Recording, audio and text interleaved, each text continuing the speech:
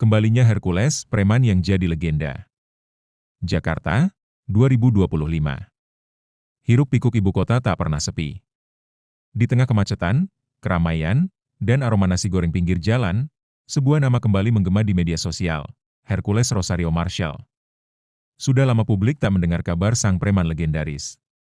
Dulu, dia dikenal sebagai sosok keras, penguasa wilayah Tanah Abang, yang namanya ditakuti dan disegani. Tapi kini, Hercules bukan lagi sekadar preman. Ia viral bukan karena kekerasan, tapi karena transformasinya. Sebuah video pendek menyebar cepat di TikTok dan Instagram. Hercules, dengan tubuh kekar, rambut cepak, dan gaya bicara lugas, berdiri di depan kamera, memberi nasihat soal kehidupan. Jadi laki-laki itu bukan cuma otot, tapi harus punya otak, hati, dan tanggung jawab. Warganet pun geger. Ada yang menyebutnya Hercules versi motivator.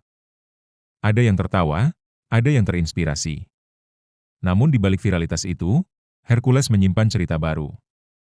Ia sedang menginisiasi program rehabilitasi mantan preman di Jakarta. Gue udah capek lihat anak-anak jalanan jadi korban. Gue mau kasih mereka jalan lain, ucapnya dalam wawancara di podcast terkenal. Dengan gaya khasnya, Hercules mendatangi ganggang sempit, bicara dari hati ke hati dengan anak-anak muda yang dulu seperti dirinya. Dulu gue keras. Tapi sekarang gue ngerti, keras kepala doang gak bikin hidup maju. Dan begitulah dalam satu dekade sejak era kejayaannya, Hercules tak lagi dikenal hanya sebagai preman, tapi sebagai simbol perubahan. Dari jalanan ke layar ponsel, ia membuktikan bahwa siapapun bisa berubah. Senyap di tengah ramai. Tahun-tahun berlalu. Jakarta tetap bising, panas, dan bergerak cepat seperti biasa. Namun satu nama yang dulu menggema keras di Tanah Abang kini mulai jarang terdengar, Hercules. Banyak yang mengira ia sudah tumbang. Ada yang bilang ia ditangkap, yang lain menganggap ia pergi ke luar negeri. Tapi sebagian besar hanya tahu satu hal, ia menghilang. Di balik rumor dan gosip jalanan, kenyataannya Hercules memang menarik diri. Ia bukan lagi pria yang berdiri di tengah pasar dengan puluhan anak buah. Kini ia lebih sering terlihat duduk di masjid kecil dekat rumahnya, atau mengantar anak-anak kecil di lingkungan bermain bola. Wajahnya tak sekeras dulu, tapi sorot matanya masih tajam. Ia tak lagi mencari hormat, ia justru ingin melupakan gemuruhnya. Tak ada sirine. Tak ada berita besar. Ia berhenti seperti lilin yang padam pelan. Tapi diamnya bukan tanda kalah. Justru, di balik kesunyian itu, Hercules mulai berpikir. Malam-malamnya kini diisi dengan buku-buku tua yang ia baca dengan lambat. Tentang sejarah, tentang agama, tentang kepemimpinan. Ia belajar ulang menjadi manusia bukan sekadar sosok yang ditakuti, tapi yang bisa memberi makna. Teman-teman lama mulai menjauh. Bukan karena konflik, tapi karena dunia mereka tak lagi sama. Hercules tak lagi bicara soal lapak, uang keamanan, atau penguasaan wilayah. Ia mulai bicara soal keluarga, tentang kehilangan, dan yang paling mengejutkan, tentang damai. Beberapa yang masih datang padanya, berharap bisa membangkitkan masa kejayaan, langsung disambut dengan kalimat lugas. Kalau lo masih hidup dari takut-takutin orang, berarti lo belum tahu cara hidup benar. Ada kejadian yang membuka matanya, sesuatu yang tak ia ceritakan pada siapapun. Sebuah malam, ia melihat mantan anak buahnya ditangkap, dipukuli polisi, dan diteriaki oleh keluarganya sendiri. Di sana, di balik kerumunan, Hercules hanya berdiri diam. Tak membantu. Tak ikut campur. Tapi batinnya bergetar. Ia sadar, kekuatan yang dulu ia banggakan, kini hanya menciptakan lingkaran gelap. Ia tak ingin lagi terjebak. Maka ia memilih senyap. Namun diamnya bukan pelarian. Itu adalah awal dari sesuatu yang lebih besar. Sebuah metamorfosis. Viral tanpa diduga. Semuanya bermula dari video berdurasi 30 detik. Seseorang, mungkin anak muda iseng, atau warga sekitar yang tahu siapa Hercules, sebenarnya merekam momen sederhana di lapangan kecil dekat rumah. Dalam video itu, Hercules berdiri di depan sekelompok remaja laki-laki. Wajah-wajah lugu dengan pakaian lusuh, duduk bersila, mendengarkan dengan serius. Suara dalam video pelan namun penuh tenaga. Lo boleh keras di jalan, tapi kalau lo nggak punya arah, lo cuma numpang rusak hidup orang. Gaya bicaranya masih kasar, khas jalanan. Tapi ada sesuatu yang berbeda, nada tulus, Pandangan tajam namun jujur, dan bahasa yang anehnya masuk akal bagi siapapun yang mendengarnya. Tak sampai 24 jam, video itu tersebar luas. Di Twitter, akun-akun aktivis, pengamat sosial, hingga selebritas mulai membagikan klip itu. Di TikTok, potongan kalimatnya didubbing, dijadikan backsound motivasi. Bahkan Instagram mulai ramai dengan meme wajahnya, ditambahkan kutipan-kutipan bijak. Preman pun bisa punya visi. Jangan remehkan orang yang pernah jatuh. Kalau Hercules bisa berubah, lo juga bisa.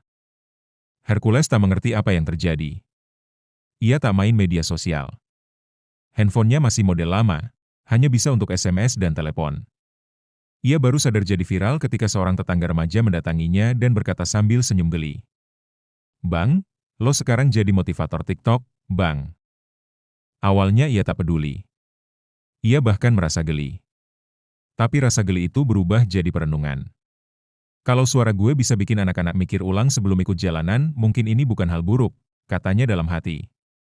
Beberapa hari kemudian, undangan mulai berdatangan.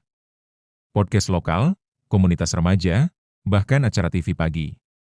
Semua ingin mendengar langsung dari preman legendaris yang kini bicara soal hidup dengan makna.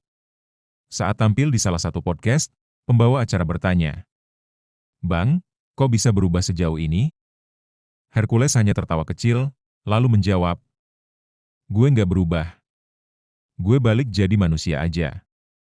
Komentar itu langsung meledak di internet. Tagar balik jadi manusia trending. Video klipnya dijadikan stiker WhatsApp, status Facebook, dan caption Instagram. Namun di balik ketenaran baru ini, Hercules tetap sama. Ia tak memakai jas, tak berusaha jadi suci-sucian. Ia tetap berbicara dengan logat keras. Kadang umpatan masih keluar. Tapi semua itu justru membuatnya lebih nyata. Lebih dipercaya. Ia tahu ini bukan panggung yang ia minta. Tapi mungkin untuk pertama kalinya dalam hidup ia melihat bahwa kekuatannya bisa membangun, bukan hanya menghancurkan. Dan di antara ribuan komentar yang masuk, satu komentar membuatnya diam cukup lama. "Bang, lo bukan sekadar legenda jalanan. Lo contoh kalau manusia bisa pulang ke dirinya sendiri." Bab ini menandai titik balik Hercules menjadi figur publik tanpa ia rencanakan dan mulai berpengaruh dengan cara baru. Dari preman ke panutan. Viral bisa terjadi dalam semalam, tapi jadi panutan butuh waktu. Dan Hercules tahu itu. Sejak videonya beredar luas, pintu-pintu yang dulu tertutup mulai terbuka. Kelurahan mengundangnya untuk bicara soal keamanan warga. Sekolah-sekolah pinggiran meminta kehadirannya sebagai motivator jalanan. Bahkan LSM dan komunitas anti kriminal mulai meliriknya sebagai jembatan komunikasi antara warga dan aparat. Ironis. Dulu, namanya jadi alasan polisi siaga. Sekarang, ia justru diminta ikut menyelesaikan konflik antar warga. Tapi Hercules tak berubah gaya. Ia tak pakai bahasa seminar. Ia tetap datang dengan kaos hitam, celana jeans, dan logat keras. Tapi justru itu yang membuatnya didengar. Karena anak-anak muda tahu, dia bukan basa-basi. "Gue nggak jual mimpi. Gue cuma kasih lo pilihan. Mau hidup kayak binatang, atau bangun jadi orang." Suaranya menggetarkan, bukan karena volume, tapi karena jujur. Ia tak pernah menyangkal masa lalunya. Justru ia buka lebar-lebar. Tentang pukulan, luka, penjara, pengkhianatan. Tapi setiap cerita itu ia akhiri dengan kalimat yang sama. "Gue udah nyobain semuanya. Ujungnya sama, lo kosong kalau lo nggak ngerti tujuan." Tak butuh lama, gaya bicaranya masuk ke hati orang-orang. Anak-anak jalanan mulai menoleh. Beberapa yang dulunya jadi anak buah preman, sekarang ikut bantu Hercules membuat kegiatan sosial, bagi-bagi sembako, bikin lapangan futsal gratis, bantu renovasi rumah jompo. Di matanya, ini bukan pencitraan. Ini pengganti dosa. Ia tak pernah bilang dirinya baik. Tapi ia berusaha berguna. Dan itu cukup. Beberapa pihak mulai tidak nyaman. Ada yang sinis, ada yang mencibir. "Preman insaf kok malah dikasih panggung?" Tapi Hercules tak balas. Ia sudah cukup kenyang berantem. Kalau hidup lo masih diisi sama ngatain orang lain, itu tandanya lo belum punya kerjaan benar. Begitu katanya di salah satu forum remaja. Satu hari, ia diajak berbicara di penjara remaja. Tempat yang dulu mungkin bisa jadi rumah kedua baginya. Ia berdiri di depan puluhan anak muda berbaju oranye. Beberapa masih keras kepala, yang lain tampak hancur. Ia melihat mereka satu persatu, lalu berkata pelan, "Gue pernah di posisi lo. Bedanya, gue berani ambil jalan keluar. Lo juga bisa." Setelah acara selesai, seorang narapidana muda menghampirinya diam-diam. Wajahnya keras, tapi matanya merah. "Bang, ajarin gue mulai dari mana?" Hercules hanya menepuk bahunya. "Mulai dari berhenti bohongin diri lo sendiri." Hari itu, Hercules tahu, ia bukan lagi preman. Ia bukan motivator. Ia bukan pahlawan. Ia adalah cermin bagi mereka yang pernah jatuh dan sedang berjuang bangkit. Dan untuk pertama kalinya dalam hidup, ia tidak takut dilihat sebagai manusia biasa. Ini menggambarkan bagaimana Hercules mulai benar-benar menjadi sosok yang membangun tanpa menghapus masa lalunya, justru menjadikannya pelajaran. Jalan yang dipilih.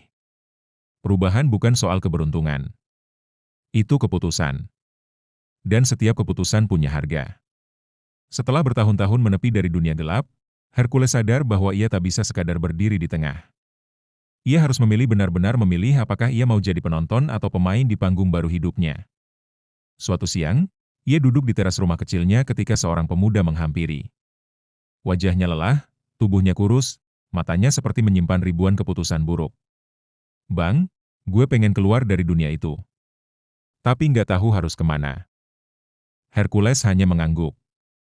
Ia tahu betul perasaan itu terjebak dalam sistem yang terasa seperti satu-satunya jalan bertahan. Ia ajak pemuda itu duduk, bicara pelan-pelan. Bukan ceramah, bukan motivasi. Hanya dua orang yang pernah jatuh, berbagi cerita. Beberapa hari kemudian, Hercules mulai gerakan sesuatu yang lebih konkret. Ia membentuk komunitas kecil. Namanya sederhana, Jalan Lurus. Isinya bukan orang-orang suci. Justru mereka yang pernah salah arah mantan preman, narapidana, anak-anak jalanan yang ingin pulang. Mereka mulai dari hal kecil, bersih-bersih lingkungan, bantu orang tua angkat barang, masak bubur untuk warga sakit. Tak ada gaji, tak ada seragam. Tapi ada harga diri yang mulai pulih.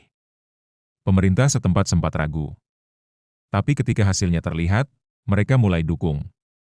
Diberi ruang kegiatan, difasilitasi pelatihan kerja, bahkan dijadikan mitra pembinaan. Lucu, pikir Hercules. Dulu, ia dikejar polisi. Sekarang, ia diajak rapat dengan mereka. Namun tak semua mendukung. Beberapa pihak lama yang merasa kehilangan kekuasaan jalanan memandangnya sebagai pengkhianat. Ada ancaman, fitnah, hingga upaya sabotase. Tapi Hercules tak gentar. "Kalau gue takut balik ke jalur benar cuma gara-gara orang nyinyir, berarti gue masih jadi budak jalanan." Lambat laun, komunitas Jalan Lurus tumbuh. Tak hanya di Jakarta, tapi mulai merambah ke kota-kota kecil. Bukan karena nama Hercules, tapi karena orang-orang melihat bahwa perubahan itu mungkin asal dipimpin oleh yang pernah jatuh juga. Hercules kini jarang muncul di media. Ia tak lagi viral. Tapi itu bukan masalah. Karena di balik layar, ia tetap bekerja. Diam-diam, konsisten. Ia pernah berkata pada salah satu anggota barunya, "Gue udah nyobain hidup sebagai raja jalanan. Sekarang gue mau nyobain hidup sebagai orang biasa yang gak ninggalin luka baru." Itulah jalan yang ia pilih. Bukan jalan mudah. Bukan jalan cepat. Tapi jalan yang benar dan itu sudah cukup. Ini menggambarkan titik keputusan Hercules untuk bukan hanya berhenti dari masa lalunya, tetapi aktif membangun masa depan yang lebih baik bagi orang lain. Ia tak lagi hanya berubah untuk dirinya sendiri tapi untuk mereka yang tak pernah diberi kesempatan kedua. Waktu terus berjalan, tapi beberapa nama tetap tinggal di ingatan banyak orang. Dan Hercules, entah bagaimana, menjadi salah satunya. Bukan karena ia pernah menguasai wilayah.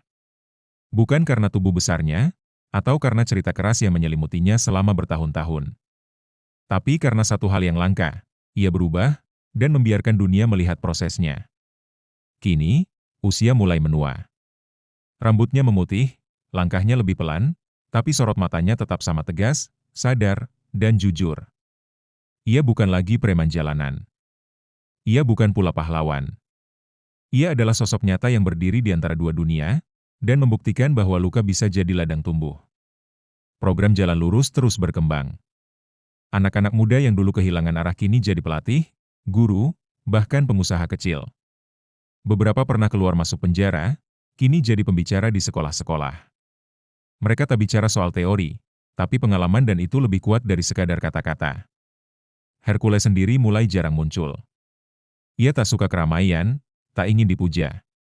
Tapi sekali waktu, saat muncul di satu acara komunitas, ia berdiri di depan ratusan orang remaja, polisi, guru, mantan pelaku kekerasan dan mengucapkan satu kalimat sederhana. Jangan jadikan masa lalu lo sebagai kuburan. Jadikan itu fondasi. Kata-kata itu masuk ke hati banyak orang. Bukan karena indah, tapi karena nyata. Mereka tahu, pria yang bicara itu pernah berdarah. Pernah jatuh. Pernah membuat orang lain menderita. Tapi kini, ia menanamkan kebaikan di tempat yang sama ia pernah menabur takut. Beberapa wartawan menulis kisahnya. Sebagian membuat dokumenter. Tapi Hercules tak pernah mencari sorotan. Ia lebih senang duduk di kursi kayu yang sama, di sudut yang sama, menatap anak-anak kecil bermain bola di lapangan. Ia tahu, hidup bukan soal jadi sempurna. Tapi soal terus tumbuh, meski pelan. Legenda bukan yang tak pernah gagal tapi yang terus memilih bangkit, meski luka tak hilang. Dan bagi mereka yang mengenalnya, Hercules bukan lagi sekadar nama di jalanan. Ia adalah simbol harapan bahwa siapapun bisa berubah. Bahwa kekuatan sejati bukan di otot atau kuasa, tapi di keberanian untuk bertanggung jawab atas hidup sendiri. Legenda itu masih hidup. Bukan di baliho atau layar kaca. Tapi di hati mereka yang pernah putus asa dan kini punya alasan untuk bangkit. Dengan ini, kisah Hercules preman yang jadi legenda mencapai puncaknya. Dari kekerasan menuju keteladanan, dari nama yang ditakuti menjadi cahaya yang menuntun.